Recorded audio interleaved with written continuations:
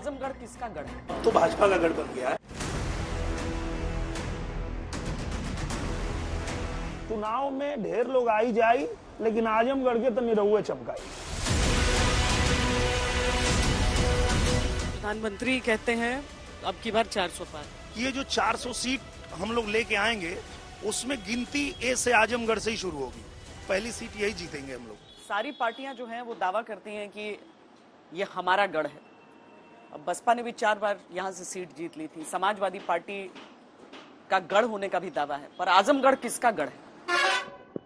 अब तो भाजपा का गढ़ बन गया। बन गया, क्योंकि पहले यहाँ जब माननीय नेताजी थे मुलायम सिंह यादव जी, तो उन्होंने अपने कार्यकाल में यहाँ काम अच्छा किया था, और फिर आजमगढ़ की जनता ने अवसर दिया था अखिलेश यादव जी को कि वो यहाँ पे काम करे और उस काम को आगे बढ़ाए, पर वो बिना कुछ किए और आजमगढ़ को छोड़ के भाग गए। उसके बाद हम लोग 19 में चुनाव हारे थे, फिर भी हम यहीं रहे और यहाँ रह के जनता के बीच में काम कर रहे थे। और इसके बाद जब 22 में उपचुनाव हुआ तो धर्मेंद्र यादव आए और वो हार के भाग गए, और हम लोग जीते और यहाँ बने रहे, यहाँ जनता के बीच में रह के काम किए और आजमगढ़ को भाजपा का गढ़ बना दिए। आजमगढ़ भाजपा का गढ़ इसलिए बना कि जो 1.5 साल का अवसर हम लोगों को मिला था, उसमें हम लोगों ने विश्वविद्यालय यहाँ बनवा दिया, यहाँ नई रेल लाइन बन रही है, यहाँ नया रेलवे स्टेशन बन रहा है, आजमगढ़ में रिंग रोड बन रहा है, आजमगढ़ की सारी सड़कें 1.5 साल के अंदर चमका दिया। और जनता से हमने यही कहा भी था कि आप हमको एक अवसर दीजिए, 1.5 साल का मौका है, अगर आपको लगेगा हम अच्छा काम नहीं कर रहे हैं तो फिर मत हमको चुनिएगा। तो अब तो जनता भी खुश हो गई कि इतना सारा काम भी किया और साथ में यहाँ 8 फिल्म भी बना दिया। कितनी फिल्में? 8 फिल्में बना दिया। आजमगढ़ को ही फिल्म सिटी बना दिया। अब यहाँ फिल्में भी शूट होती है।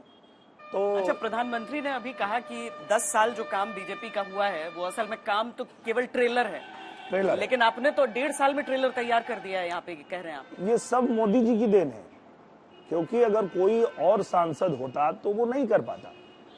ये मोदी जी का सांसद है और मोदी जी की देन है, उनका आशीर्वाद मिला तब जाके ये सब हुआ है।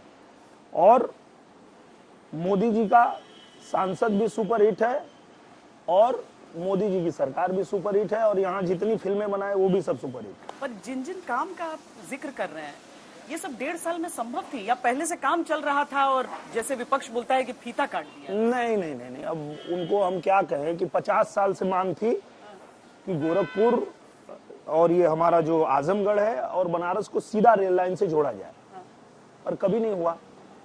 जब मैं यहाँ के लोगों से मिला और यहाँ लोगों ने कहा कि आप ये करवा दीजिए, फिर हम गए प्रधानमंत्री जी के पास और उनसे मांग रखी, तो प्रधानमंत्री जी हंसने लगे, बोले अरे ये बहुत जिद्दी है, इसका करवाओ, इसको दे दो, और मिल गया।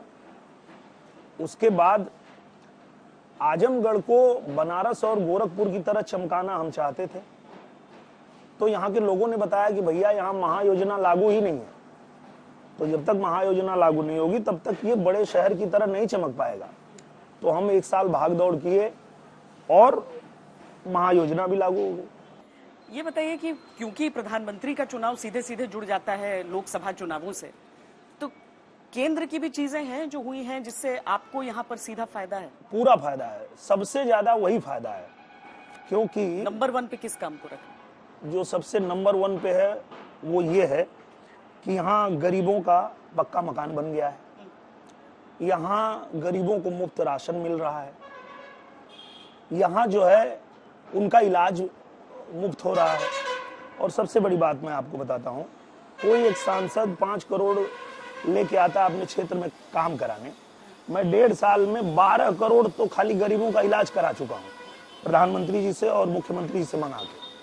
तो ये सब काम के बदौलत ही जनता हमसे जुड़ी है और वो जान गई कि चुनाव में ढेर लोग आई जाई, लेकिन आजमगढ़ के तो निरहुए चमकाई। ये जनता कह रही है। पर जाति के कौन तोड़े? यहाँ देखिए क्या है, सब तो जाति के हिसाब से वोट जाता है। ये सारा जब चुनाव हो जाता है तो पता चलता है कि अच्छा फलना जाति इसके पक्ष में, दूसरी जाति इधर, एक धर्म इधर, एक धर्म उधर, जी। ये सब दिख रहा है। उसको तोड़ पाए हैं आप? हाँ वो टूट गया और वो इसीलिए टूटा कि हम जब यहाँ रहे तो लोगों में विश्वास जगा, और जो लोग पहले हमसे नाराज थे कि आप क्यों लड़ गए यहाँ पे, अब वो लोग मेरे साथ आ गए। अब मैं किसी गांव में जाता हूँ, चाहे वो मुसलमानों में जाऊं, चाहे वो यादवों में जाऊं या किसी वर्ग में जाऊं, तो हर कोई कहता है कि भाई काम तो किए हैं आप और आप ही जीतेंगे, हम लोग आप ही को जिता रहे हैं। पिछली बार बहुत छोटा फासला था हाँ जिससे आप यहाँ पर जीत पाए थे, जी।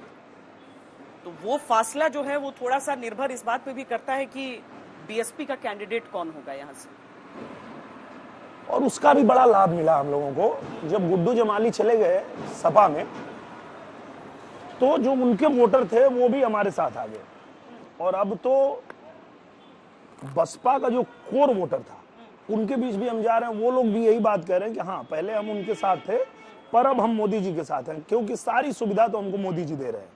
तो हम चाहते हैं कि मोदी जी ही फिर से प्रधानमंत्री बने, तो उनका भी जो वो वोटर है वो भी अब हम लोगों के साथ। लोगों के पास आप प्रचार करने के लिए जाते हैं तो देखते हैं हम कि 2-2 घंटे बैठा लेते हैं सब आपको जबरदस्ती, हाँ कि आए हो तो बैठ के यहाँ पर जाओ। और मैं बैठता हूँ, मैं जब जाता हूँ जनता के बीच में तो खूब आराम से ऐसे ही खटिया पे वो लोग के साथ आराम से बैठता हूँ और बातचीत होती है। पूरा सेल्फी वेल्फी जो हमारी माताएं बहनें उनको भी सुनने की मांग करते होंगे, वो भी सुनाते डायलॉग बोलते हैं। होंगे, हाँ बोल वो दीजिए बोलते एक हैं। तो अभी क्या है कि मैं अपने तो गाता हूँ, साथ में उनको भी गवाता हूँ हाँ।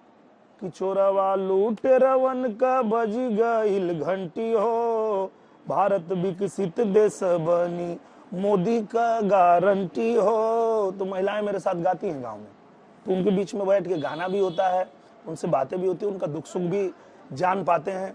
अगले 5 साल का ब्लूप्रिंट क्या है आपका? अगर जीतते हैं तो क्या, क्योंकि एक तो देखिए पार्टी आपकी जी। प्रस्तावित कर रही है कि वो क्या करेंगे, जी। लेकिन आप अपने क्षेत्र के लिए 5 साल में क्या सोचें? मैं अपने क्षेत्र के लिए 5 साल में पूरा तैयारी करके बैठा हूं कि मैं यहाँ अंतर्राष्ट्रीय हवाई अड्डा बनवाऊंगा। प्रधानमंत्री जी आए थे, उन्होंने मुझसे पूछा भी कि ये तो अंतर्राष्ट्रीय हवाई अड्डा पास है। हम बोले हाँ, तो बोले फिर बनवाओ इसको।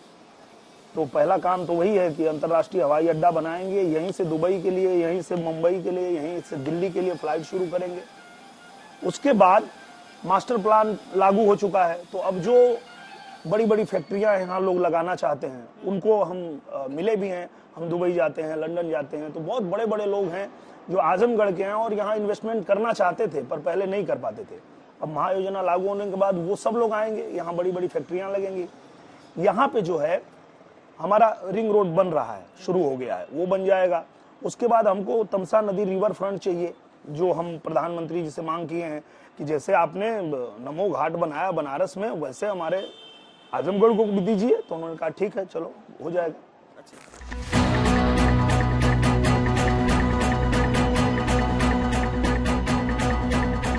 स्टूडियो ही आप चालू कर दिए हैं?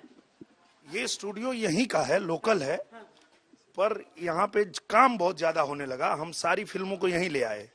तो सबके लिए यहाँ पे काम हो गया, जो यहाँ के स्थानीय कलाकार भी। स्थानीय कलाकार भी, स्थानीय जो टेक्नीशियन है।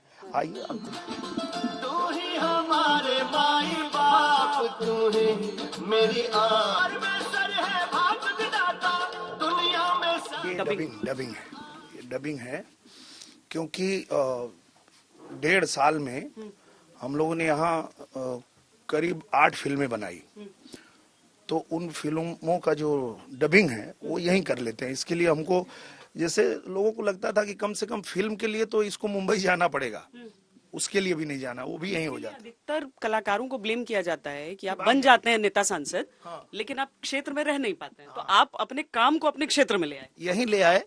और ये पूज्य महाराज जी का आइडिया था।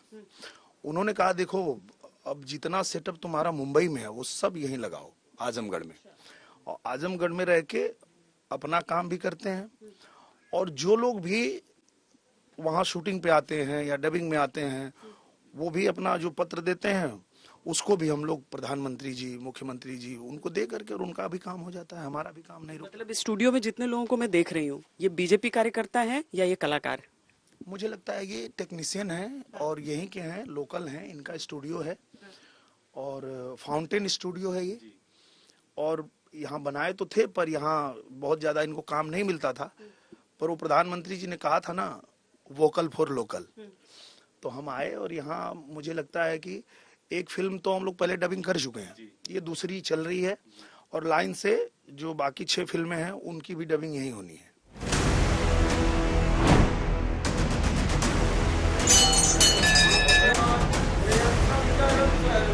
दिनचर्या ऐसी? हाँ, रोज का यही है। रोज सुबह बड़ी कृपा है प्रभु की कि हम लोग भंवरनाथ धाम पे हैं और यहीं हमारा आवास भी है। केवल क्षेत्र या मतलब क्षेत्र के भीतर भी जो जो कहते हैं ना, जहाँ पर कोई चाय की दुकान हो गई, कोई ऐसे कोई है आपकी? जी जी जी, आइए, वो तो मारी आपको चाय पिलाएंगे 1 नंबर। हाँ। हर हर। चलिए।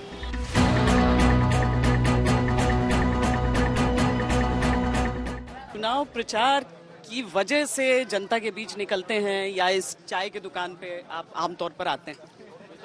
मैं यहाँ पे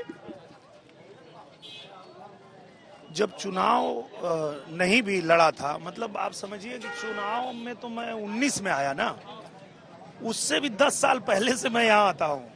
मतलब 2008 में ही मैंने यहाँ फिल्म बनाना शुरू कर दिया था आजमगढ़ में। हाँ, तो बहुत पुराना रिश्ता है यहाँ से। अभी अभी हमारे गाजीपुर के हैं जो मुरली जी हैं, और यहाँ मेरी माँ भी आती है तो यहाँ आके चाय पीती है। युवाओं का जो मुद्दा है, हर जगह जाते हैं तो वहाँ पर रोजगार, पेपर लीक, ऐसी चीजें कही जाती हैं। आजमगढ़ के युवाओं को आप आश्वस्त कर पाते हैं? हाँ, क्योंकि देखिए, मोदी जी ही एक ऐसे प्रधानमंत्री हैं जो रोजगार का इतना ज्यादा अवसर उन्होंने ला दिया है कि ये जो विकसित राष्ट्र की बात हो रही है वो यही बात है कि मतलब आपको कोई ढूंढने से बेरोजगार नहीं मिलेगा।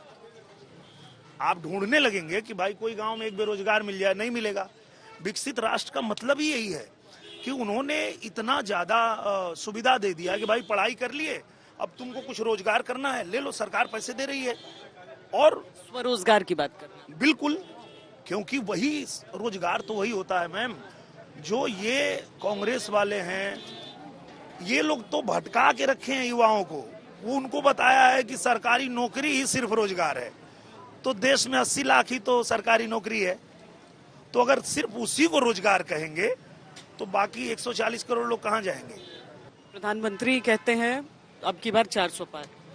आप अपनी सीट को लेकर ये प्रेडिक्शन दे सकते हैं कि कितने से जीतने वाले हैं, क्योंकि आप आश्वस्त हैं कि आप जीतेंगे? हाँ, मुझे लगता है, मैं जनता के बीच जाता हूं तो जनता जो बात कर रही है उससे यही निकल के आया है कि ये जो 400 सीट हम लोग लेके आएंगे उसमें गिनती ए से आजमगढ़ से ही शुरू होगी। पहली सीट यही जीतेंगे हम लोग। ये जनता कह रही है कि हम भी बूथ पे जाएंगे, कमल का बटन दबाएंगे और 400 सीट जीतकर 24 में फिर मोदी ही आएंगे। ये जनता कह रही है। चलिए, बहुत बहुत धन्यवाद हमसे बातचीत करने के लिए। बहुत धन्यवाद आपका।